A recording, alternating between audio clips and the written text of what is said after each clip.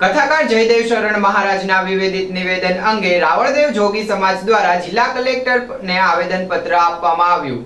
જયદેવ શરણ મહારાજ દ્વારા તેમની એક કથામાં ડાક ડમરૂની બાબતને લઈને કરેલા નિવેદનથી રાવળદેવ જોગી સમાજમાં લાગણી દુભાઈ હતી।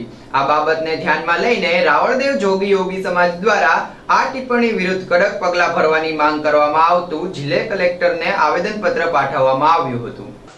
આદિ અનાદિકાળથી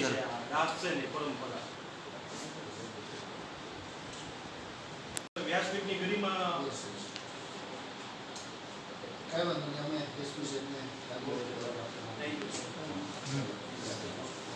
જય માતાજી મિત્રો, હું વિક્રમ રાવળ અને અમારો રાવળદેવ સમાજ બધો ભેગો થયો છે। આજે તમામ અમારા રાવળદેવ સમાજે જે કથાકાર બાપુ જયદેવ બાપુ જેને રાવળદેવ સમાજ ઉપર અને ભુવા ભક્તો પર જે અભદ્ર ટિપ્પણી કરી છે, તો અમારા તમામ રાવળદેવ સમાજ અને ભુવા ભક્તોનું લાગણી દુભાણી છે।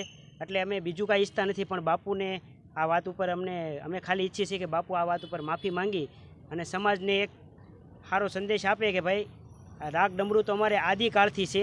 અમે વર્ષોથી અમારા બાપ દાદાના પેઢીથી આ ડાક ડમરૂ અમને શિવશંકર ભોળાનાથે આપેલું છે। તો અમે બીજું કાંઈ ઈચ્છતા નથી, અમે અત્યારે બધો સમાજ ભેગો થઈ અને કલેક્ટર કચેરીએ આવેદનપત્ર આપવા આવ્યા છે અને અમારો તમામ સમાજ આજે અમારી સાથે જ છે। તો અમને બધાએ ખૂબ અમારે કહેવા માંગીએ છીએ કે બાપુ અમને આનો ન્યાય આપે।